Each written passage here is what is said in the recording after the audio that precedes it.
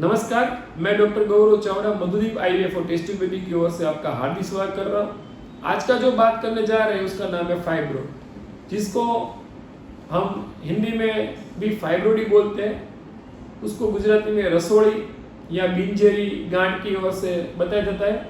ये कोई कैंसर की गांठ नहीं होती है, ये बिन कैंसर वाली जो है वो ट्यूमर होती है। फाइब्रोड किसी भी उम्र में हो सकती है, किसी भी प्रदेश में हो सकती है। जनरली लेडीज में फाइब्रोड बहुत ही कॉमन है और लेडीज ने अपनी लाइफ टाइम में एक बार तो फाइब्रोड का नाम सुना ही होता है। अब जो ये फाइब्रोड है वो 11 से 20 साल की लड़की को डिलीवरी के दरमियान जो डिलीवरी वाले पेशेंट है उसमें या फिर मेनोपॉज के टाइम पर भी देखा जाता है। फाइब्रोड एक कैंसर की गांठ नहीं है जिसमें चिंता करने की बात नहीं होती है, लेकिन फाइब्रोड के कारण कई बार कई तकलीफें होती है। तो हम उसको दो भाग में डिवाइड करेंगे, जिसको बच्चा नहीं है उसमें फाइब्रोड और जिसमें बच्चा हो उसमें फाइब्रोड। जिसको बच्चा नहीं है उसको बच्चा नहीं होने के लिए फाइब्रोड जवाबदार है। रिपीटेडली मिस एबॉर्शन, कई बार बहुत बार मिस एबॉर्शन उसके लिए भी फाइब्रोड जवाबदार होता है। उसके सिवाय फाइब्रोड के कारण बच्चा को लो प्लेसेंटा होने के कारण प्लेसेंटा प्रीविया एक्रिटा जैसी भी तकलीफें होती है। तो ये जो तकलीफ है ये बच्चे के कारण आपको जो प्रॉब्लम आ रही है उसमें फाइब्रोड से तकलीफ करता है। जो बच्चे के लिए नहीं है लेकिन उसकी तकलीफ होती है, उसमें जो नीचे का भाग होता है वो पेड़ों के भाग में दुखावा होना, मासिक ज़्यादा आना, पेशाब में तकलीफ होना, पेशाब में दर्द होना, संडास में तकलीफ होना और कई बार पेट में भारीपन लगना। जब बड़ा फाइब्रोड हो तो ये मोस्ट कॉमनली सिम्टम देखे जाते हैं। अब जब देखा जाए तो इसके इन्वेस्टिगेशन के लिए अल्ट्रासाउंड ही काफ़ी होती है। अच्छे सीनियर डॉक्टर से आप अल्ट्रासाउंड कराओगे इंट्रावेजिनल और एब्डोमिनली तो फाइब्रोड का माप भी मिल जाता है, उसकी साइज और तकलीफ वाला है कि नहीं वो भी मिल जाता है। बहुत ही कम केस में सिटी स्कैन या एमआरआई स्कैन करवाना पड़ता है जब उसका लोकेशन और टाइप देखना हो तो। फाइब्रोड के लिए कई बार ब्लड का रिपोर्ट, जिसको जो मार्कर बोलते हैं, वो CA-125 या CEO के मार्कर भी करवाते हैं। वो कैंसर का मार्कर होता है, लेकिन 99.99% वो कैंसरस नहीं होता है। कई बार फाइब्रोड में इन्फेक्शन लगने के कारण वो नेक्रोसिंग होता है, तो उसके कारण कई तकलीफ होती है, जैसे फीवर आना, दुखावा होना। तो इसके लिए भी ट्रीटमेंट करनी पड़ती है। बच्चे नहीं होने के लिए फाइब्रोड एक बहुत ही जवाबदार कारण होता है। इसमें इंट्रा जो एंडोमेट्रियल फाइब्रोड होता है वो सबसे ज़्यादा बच्चे करने में प्रॉब्लम करता है।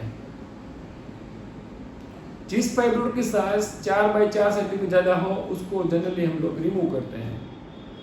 अब हम ट्रीटमेंट पार्ट पे आएंगे तो ट्रीटमेंट में दो प्रकार की तकलीफ होती है, सारवार होती है। एक दवाई से, इंजेक्शन से, और एक सर्जिकल ऑपरेशन से। जनरली फाइब्रोड में ऑपरेशन की ज़रूरत नहीं होती है।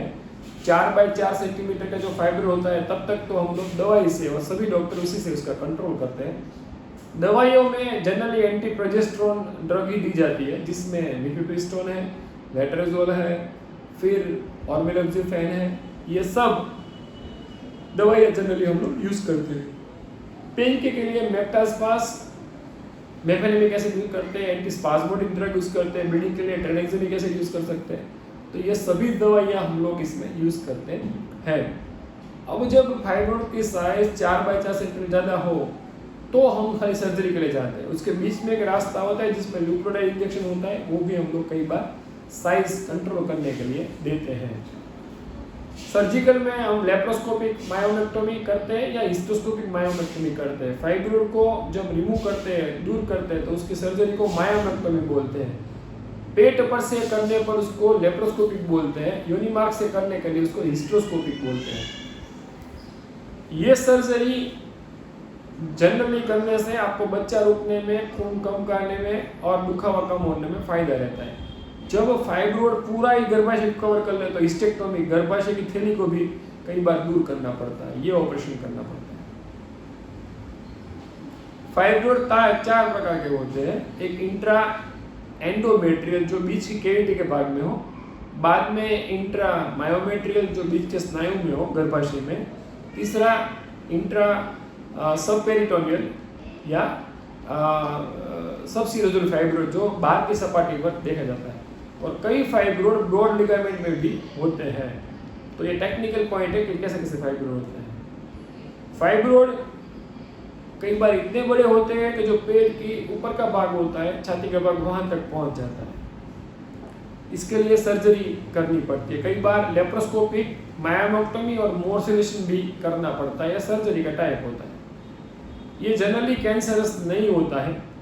फाइब्रोइड केस में वो साइज कंट्रोल करने के बाद या रिमूव करने के बाद बच्चा रुक सकता है। अभी जो अद्यतन टेक्नोलॉजी आई है वो अल्ट्रासाउंड गाइडेड, उसकी जो वास्कुलरिटी होती है उसको हम ब्लॉक कर देते हैं डाई से। ऐसी भी एक टेक्नोलॉजी आई है। जनरली यूट्राइन की आर्टरी की जो ब्रांच होती है उसको एम्बोलाइज करने से या स्क्लेरोजिंग करने से फाइब्रोइड में एक अच्छा सा रिजल्ट मिल सकता है। और अगर आपको कोई तकलीफ है तो आप मधुदीप आईवीएफ का संपर्क कर सकते हैं। हमारा मोबाइल नंबर है 9714864644। हमारा वेबसाइट है वो है www.madhudipivf.com। हमारा ईमेल एड्रेस है वो है gauravchavda2017@gmail.com। हम फेसबुक, ट्विटर, इंस्टाग्राम पे भी उपलब्ध हैं, और हम ये से वीडियो जो है वो नियमित रेगुलर तौर पे हम लोग अपलोड करते हैं।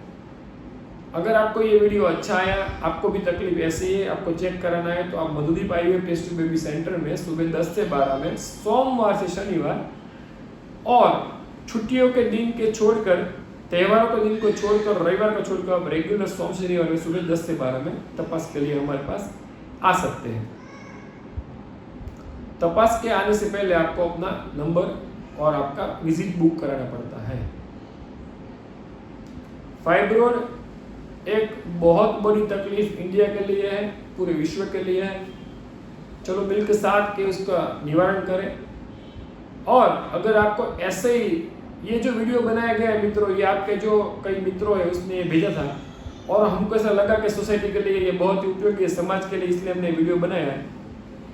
आपको अगर कोई भी विषय जानने की ज़रूरत लगे तो आप हमको इनबॉक्स में विषय, सब्जेक्ट जो है वो लिख के भेजिए। हमको लगेगा कि ये उपयोगी है तो उसको भी वीडियो बनाएंगे।